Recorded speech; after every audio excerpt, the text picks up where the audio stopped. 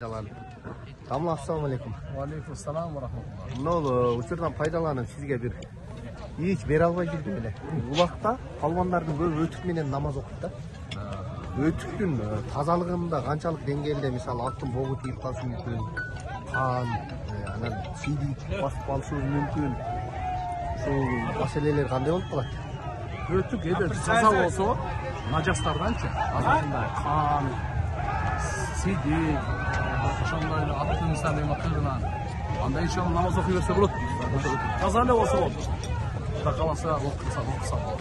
Анан эгерде altın boğun тебелеп алган болсо, siydik kampan тип калса болбойт да. Анда болбой калат. Анда чечип окуш керек. Чечип окуш керек. Ушул маселени мен көп байкап калам да, палмандар себеби аскарып эле altın boğу тебелеп келип намаз окуй беришет да.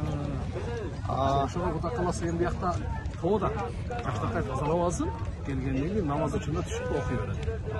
Карга тазаланган. Алла разы болсун дамла.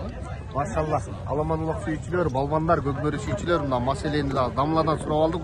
Учурдан пайдаланып. Алла разы болсун дамла.